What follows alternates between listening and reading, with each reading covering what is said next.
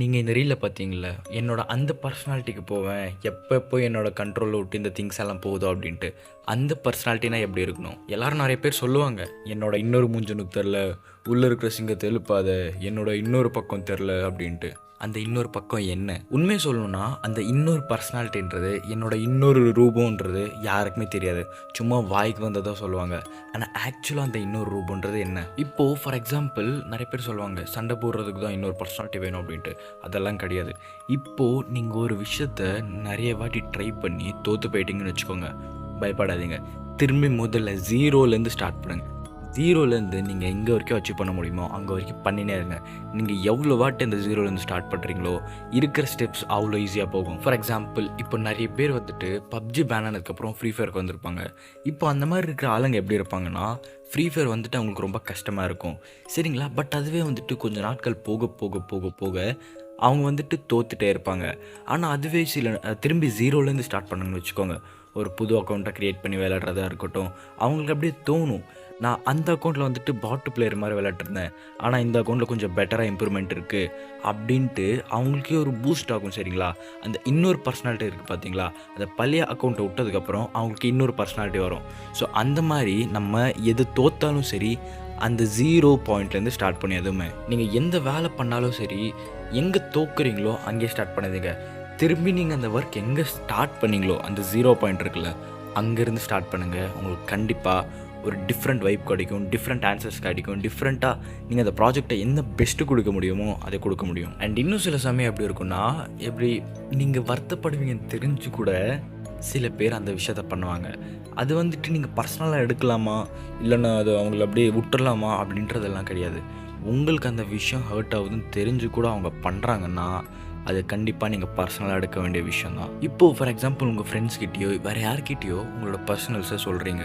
நீங்கள் எந்த மாதிரி சொல்கிறீங்கன்னா, இந்த மாதிரி இந்த விஷயத்தை யார்கிட்டையுமே சொல்லாதீங்க அப்படின்னு சொல்கிறீங்க. பட் நீங்கள் ஒரு ஃப்ரெண்ட்ஸாக குரூப்பாக இருக்கிறப்போ, அந்த ரொம்ப ரொம்ப செக்யூரிட்டியாக இருக்க வேண்டிய அந்த சீக்ரெட் வந்துட்டு, செக்யூராக இருக்க வேண்டிய அந்த சீக்ரெட் வந்துட்டு எல்லோரும் முன்னாடி ஒரு ஜோக் பண்ணுறதுக்காக, உங்களை டீஸ் பண்ணுறதுக்காக, உங்களை பேட் ஆக்குறதுக்காக அவங்க வந்துட்டு அதை யூஸ் பண்ணுவாங்க. உங்களுக்கு தெரியும், அவங்க உங்களோட பெஸ்ட்டு ஃப்ரெண்டாகவே இருக்கட்டும், ஆனால் அந்த சீக்ரெட் நீங்கள் சொல்லாதீங்க. அது ரொம்ப இம்பார்ட்டண்ட்டாக இருக்கும் அந்த சீக்ரெட், சரிங்களா? உங்களுக்கு அந்த சீக்ரெட் சொல்லாதீங்கன்றப்போ அவங்க சொல்லிவிடுவாங்க. ஸோ அந்த டைமில் எப்படி இருக்கும் உங்களுக்கு, அப்படியே உங்களோட ஃபேஸ் ரியாக்ஷனை சேஞ்ச் ஆகிடும். அண்ட் இந்த டைமில் நீங்களாக இருந்தால் என்ன பண்ணியிருப்பீங்க? ஒன்று கத்திருப்பீங்களா, இல்லைனா சும்மா இருப்பீங்களா, தனியாக சொல்லுவீங்களா? என்ன சொல்கிறீங்கன்றதை கமெண்ட் செக்ஷனில் கமெண்ட் பண்ணுங்கள். நானாக இருந்தால் என்ன பண்ணியிருப்பேன்னா, அங்கே இருக்கிற ஆளுங்களை வச்சு நான் டிசைட் பண்ணியிருப்பேன், சைலண்ட்டாக இருக்கணுமா, இல்லைனா மூஞ்சி மேலே கத்தி சொல்லணுமா அப்படின்ட்டு. ஒன்று, மூஞ்சி மேலே கத்தி சொன்னான்னா அவங்க எல்லாருக்குமே இந்த சிச்சுவேஷன் வந்துட்டு எவ்வளோ சீரியஸ்னு தெரியும், சரிங்களா? நீ எதுவுமே பேசலைன்னா அங்கே இருக்கிறவங்க வந்துட்டு மற்ற இடத்துக்கு போவாங்கள்ல, மற்ற ஃப்ரெண்ட்ஸ்கிட்டலாம், அப்போ அங்கே வந்துட்டு இதே விஷயத்த உங்கள் மேலே கிண்டல் அடிப்பாங்க. ஸோ எப்படி பிஹேவ் பண்ணுறது உங்களுக்கே தெரிஞ்சு வச்சுக்கோங்க. இவன் இருக்காண்டா, இவன் இருந்தால் இந்த விஷயத்த சொல்லக்கூடாது, சொன்னால் ஏதாச்சும் கத்துவான் அப்படின்ற ஒரு பயம் இருக்கும். அதுவே நீங்கள் வந்துட்டு கத்தாமல் விட்டிங்கன்னு வச்சுக்கோங்க, சில பேர் மறந்துடுவாங்க, ஆனால் சில பேர் மறக்க மாட்டாங்க, மற்றவங்ககிட்ட சொல்கிறதுக்கு வாய்ப்பு இருக்குது. அண்ட் இன்னொரு விஷயம், நீங்கள் கத்துனீங்கன்னா அவங்களோட உள்ளுக்குள்ளே மனசுக்குள்ளே இப்படி அப்படியே பதிஞ்சிரும், இவன் இந்த விஷயத்துக்காக எங்களை கத்துனா அப்படின்ட்டு. மற்றவங்கக்கிட்ட இவன் இப்படி கத்திட்டான்டா இந்த ஒரு விஷயத்துக்கு அப்படின்ட்டு எல்லாருக்குமே உன்னோட சீக்ரெட்ஸ் தெரியறதுக்கான வாய்ப்பு இருக்குது, சரியா? எந்த மாதிரி பிஹேவ் பண்ணுமோ அந்த மாதிரி பிஹேவ் பண்ணுங்கள். நீங்கள் இந்த சிச்சுவேஷனில் இருந்தால் நீங்கள் என்ன பண்ணுவீங்க? கமெண்ட் செக்ஷனில் கமெண்ட் பண்ணுங்கள். அண்ட் நான் இங்கே சொல்ல வர விஷயம் என்னென்னா, யாராச்சும் நீ வருத்தப்படுவேன்னு தெரிஞ்சு கூட அந்த விஷயத்த பண்ணாங்கன்னா, அதை நீங்கள் சும்மா விடுறதுக்கான வாய்ப்பு இல்லை. அதை பர்சனலாக எடுத்துக்கோங்க. எப்போ உங்களுக்கு அதை ரிட்டன் கொடுக்க முடியுமோ அவங்களுக்கு அந்த டைமில் கொடுத்துருங்க. சில பேர் இருப்பாங்க, நம்மளே இருக்கட்டும், நானாக இருக்கட்டும், சரிங்களா? இப்போது விஜய் சார் முன்னாடி இல்லைன்னா அஜித் சார் முன்னாடி வந்துட்டு போய் பேசுகிறப்போ எனக்கு எப்படி இருக்கும், ஒரு மாதிரி அந்த டோன் மாறிடும். அதே வந்துட்டு ரோட்டில் போகிறவங்கிட்ட இவங்ககிட்ட பேசுகிறப்போ எப்படி இருக்கும், அந்த டோன் வித்தியாசமாக இருக்கும். ஸோ இங்கே நான் சொல்ல வர இது என்னென்னா, கஷ்டப்படுங்க, ஒர்க் பண்ணுங்கள், ஏதாச்சும் பண்ணுங்கள். மற்றவங்க வந்துட்டு உங்ககிட்ட பேசுகிறதுக்கே கட்ஸ் இல்லாத அளவுக்கு நீங்கள் கஷ்டப்படுங்க. அவங்க பேசுகிற டோனை வச்சே உங்களுக்கு தெரிஞ்சிடணும் நம்ம வாழ்க்கையில் ஜெயிச்சிருக்கோமா, எந்த பொசிஷனில் இருக்கோம், எந்த பிளேஸில் இருக்கோம் அப்படின்ட்டு உங்களுக்கே தெரியும், அவங்க பேசுகிற டோனை வச்சு. இந்த டோன் யார்கிட்ட இருந்து எக்ஸ்பெக்ட் பண்ணணும் தெரியுமா? அந்த டோன் சேஞ்ச் ஆகலாம் நம்மளோட க்ளோஸாக இருக்கிறவங்க கிட்ட இல்லை, நம்மளை வெறுப்பாங்க பார்த்தீங்களா, எனிமீஸ் அந்த மாதிரி எதிரிங்க கிட்ட இருந்து நம்ம அந்த டோன் எக்ஸ்பெக்ட் பண்ணோம். இந்த டைமில் உங்களோட ஈகோவை கிளாஷுக்கு கொண்டு வாங்க. ஸோ இந்த மாதிரி ஈகோ வர்றப்போ இந்த டைமில் உங்களோட வேலை இல்லைன்னா நீங்கள் பண்ணுற விஷயம் அப்படியே சூடு பிடிக்கும். உங்களுக்கு அந்த ஈகோ கொடுக்குற எனர்ஜி உங்களை பார்த்து எல்லாருமே பயப்படுற மாதிரி பண்ணும். உங்களுக்கு ஒரு வித்தியாசமான பார்வையை கொடுக்கும். ஆமாம், நிறைய பேர் சொல்லுவாங்க ஈகோ வச்சுக்கிறது தப்புன்ட்டு. ஆனால் அந்த ஈகோவை நம்ம கரெக்டாக வச்சுக்கிட்டா, அந்த ஈகோ நம்ம எந்த மாதிரி மாற்றணும்னு நினச்சா அந்த மாதிரி மாறுச்சுன்னா, அந்த ஈகோ தான் இருக்கிறதுலையே பூஸ்ட்டை கொடுக்கும் நம்ம எனர்ஜிக்கு. அந்த எனர்ஜி, அந்த ஈகோ கொடுக்குற பூஸ்ட்டை வச்சு நம்ம எவ்வளோ தூரம் அடைய முடியுமோ அவ்வளோ தூரம் அடைய முடியும். எனக்கு தெரியும் ஈகோ வந்துட்டு நிறைய நாள் இருக்காதுன்ட்டு. ஆனால் அந்த ஈகோ இருக்கிற நாட்கள் வந்துட்டு நீங்கள் அப்சர்வ் பண்ணி பாருங்கள். உங்களோட உங்களோட அப்படியே உங்களோட ஒர்க் வந்துட்டு ரொம்ப பூஸ்டான மாதிரி இருக்கும். அதுக்கப்புறம் அந்த ஈகோ குறையும் பார்த்தீங்களா, அந்த டைமில் கொஞ்சம் கேப் எடுத்து இன்னொருத்தர் ஏதாச்சும் நம்மளை ட்ரிகர் பண்ணுற மாதிரி ஏதாச்சும் ஒரு விஷயத்த பண்ணுங்க. ஸோ அவங்க அந்த மாதிரி நம்மளை ட்ரிகர் பண்ணுறப்போ நமக்கு திரும்பி அந்த ஈகோ ரைஸ் ஆகும். அதுக்கப்புறம் திரும்பி நமக்கு ஒரு புது எனர்ஜி கிடைக்கும். ஸோ இப்படி உங்களோட ஒர்க்கை நீங்கள் பூஸ்ட் பண்ண முடியும். அண்ட் மற்றவங்க கிட்ட இருந்து நம்மளோட இன்னொரு பர்சனாலிட்டியை காட்டவும் முடியும். நமக்கு எப்போவுமே நம்மளோட ஆள் மனசு, நம்மளோட இன்னர் சோல் வந்துட்டு நமக்கு எப்போவுமே சொல்லிட்டுருக்கோம், இந்த டைமில் தான் நம்ம ரைஸ் ஆகணும், திரும்பி ரைஸ் ஆகிற நேரம் வந்துருச்சு, திரும்பி ஜெயிக்க வேண்டிய நேரம் வந்துருச்சு, நம்ம இந்த இந்த விஷயத்தில் எப்போவுமே விட்டு கொடுக்கக்கூடாது அப்படின்ட்டு. ஸோ அந்த மாதிரி நம்மளோட சோல் இல்லைன்னா நம்மளோட உள்ளுக்குள்ளே இருக்கிற அந்த ஹார்ட் நமக்கு சொல்கிறப்போ நம்ம அந்த டைமை விடக்கூடாது. அந்த டைம் இப்போது ஃபார் எக்ஸாம்பிள் எக்ஸாமே இருக்குது, நாளைக்கு காலையில் எக்ஸாம் இருக்குது, இப்போ வரைக்கும் ஒரு விஷயம் கூட நீங்கள் ப்ரிப்பேர் பண்ணல. அதுவே ஒரு சின்ன ஸ்பார்க் இருக்குதுன்னு வச்சுக்கோங்க. அந்த சின்ன ஸ்பார்க்கை வச்சு நீங்கள் அந்த எக்ஸாமை எப்படி பாஸ் பண்ண முடியும் அப்படின்றத யோசிங்க. அந்த மாதிரி யோசிக்கிறப்போ நீங்கள் அந்த ஒரே ஒரு நைட்டு போதும், நீங்கள் கண்டிப்பாக பாஸ் ஆகிடுவீங்க. நீங்கள் ஜஸ்ட் இப்போ வரைக்கும் அந்த புக்கே தொடரானா கூட ஒரு நைட்டில் உங்களால் பாஸ் பண்ண முடியும்.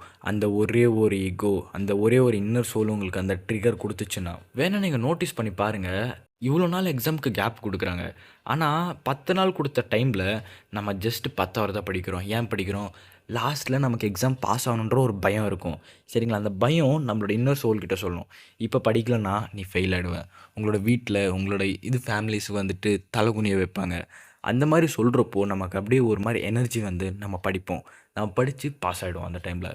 ஸோ இதே மாதிரி தான் நம்ம கூட ஒரு ப்ரெஷர் இருந்துச்சுன்னு வச்சுக்கோங்க, அந்த ப்ரெஷர்லேயே நம்ம எல்லாம் பண்ண வேண்டிய வேலையெல்லாம் பண்ணிவிடுவோம். நம்மள நிறைய பேருக்கு, ஐ மீன் சில பேருக்கு இருக்கும். அது என்ன மாதிரி ப்ராப்ளம்னா, அவங்க எப்போவுமே அவங்கள பற்றி ப்ரௌடாக ஃபீல் பண்ண மாட்டாங்க. ஏன்னா அவங்களால இன்னும் பெட்டராக அதை பண்ண முடியும். இந்த விஷயத்த எனக்கு நானே ஒத்துப்பேன். ஏன்னா என்னால் இன்னும் பெட்டர் பண்ண முடியும், ஆனால் என்னால் பண்ண முடியல. ஏன் பண்ண முடியலன்ட்டு எனக்கு இப்போவும் புரியல. ஸோ அந்த மாதிரி என்னால் பண்ண முடியாதப்போ எனக்கு எப்படி தோணுன்னா, என்னோடய கெப்பாசிட்டி இவ்வளோ தானா அப்படின்ட்டு தோணும், என்னோடய பொட்டென்ஷியல் இவ்வளோ தானா அப்படின்ட்டு தோணும். பட் இருக்கிறதுல ஃபேக்ட் அது கிடையாது. ஏன்னா நான் புல் பண்ணது வேற ஒரு விஷயத்த, ஆனால் எனக்கு கிடைச்ச ரிசல்ட் வேற ஒரு மாதிரி. ஸோ இந்த மாதிரி இருக்கிறப்போ நமக்கு வந்துட்டு இந்த மாதிரி நம்மளை பற்றி நம்மளே ப்ரௌடாக ஃபீல் பண்ண முடியாது. நம்ம எப்போ நம்மளோட பெஸ்ட் நம்மளால் எவ்வளோ முடியுமோ அவ்வளோ கொடுக்க முடியுமோ அப்போ தான் நம்ம பற்றி நம்ம ப்ரௌடாக ஃபீல் பண்ண முடியும்.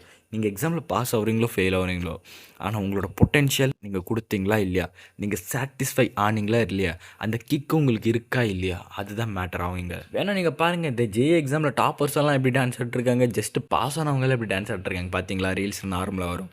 ஸோ இதே மாதிரி தான் அந்த டாப்பர்ஸ்க்கு வந்துட்டு அவங்க ஃபுல் மார்க் ஸ்கோர் பண்ணுற ட்ரை பண்ணாங்க. டாப்பர்ஸாக இருந்தாலும் சரி, அவங்க எய்ம் பண்ணது வேறு, சரிங்களா? அவங்களோட பொட்டென்ஷியல் இன்னும் இருக்குது.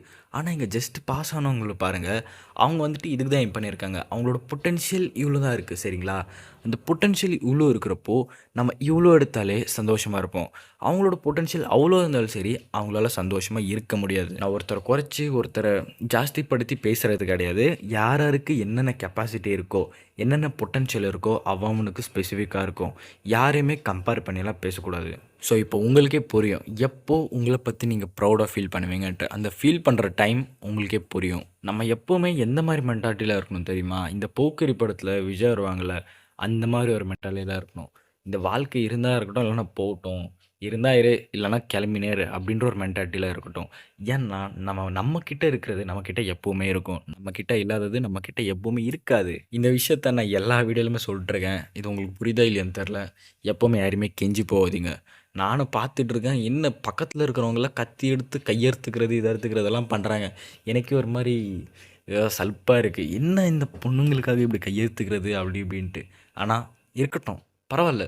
அவங்களுக்கும் லைஃப்பில் தெரியும் இந்த மாதிரி சில்லறத்தனமான வேலையெல்லாம் நம்ம பண்ணியிருக்கோமான்ட்டு. நான் ஸ்பெசிஃபிக்காக ஒருத்தர் சொல்கிறதில்ல, பட் நிறைய பேர் பண்ணியிருக்காங்க என்னை சுற்றியே. ஸோ அதுதான் சொல்கிறேன். எனக்கு தெரியும் ஒரு லவ் ஃபெயிலியர் ஆளுக்கிட்ட நம்ம எப்படி இருக்கணுன்ட்டு. இப்போ ஒருத்தர் வந்துட்டு மச்சான் எனக்கு கையெடுத்துக்கிட்டடா எனக்கு லவ் ஃபெயிலியர்ரா அப்படின்னு சொன்னான்னா, ஏய் எனக்கும் பிரேக்கப் ஆயிடுச்சுடா அப்படின்ட்டு நீங்களும் ஏதாவது ஸ்டார்ட் பண்ணுங்கள். உங்களுக்கு இல்லைனாலும் சரி நீங்களும் ஏதாச்சும் ஒன்று பொறுமையாக இருங்க.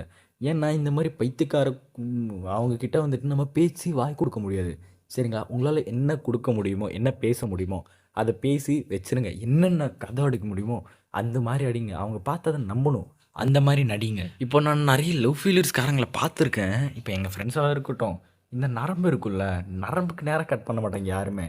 இந்த மேலே தோல் இருக்கும், மசில்ஸ் இருக்கும், அங்கே கட் பண்ணி சும்மா பிளட்டு வர வச்சு ஸ்னாப்ஸு போடுறாங்க. ஸ்னாப்ஸு இன்ஸ்டாகிராமில் ஸ்டோரி அப்லோட் பண்ணுறாங்க. ஜஸ்ட் அது பண்ணுறதுக்கு தான் கையறுத்துக்கிறாங்க போல். இங்கே அறுத்துக்கிட்டு ஒரே வாட்டி செத்துட்டா செத்துடணும், இல்லைன்னா சும்மா இருக்கணும்.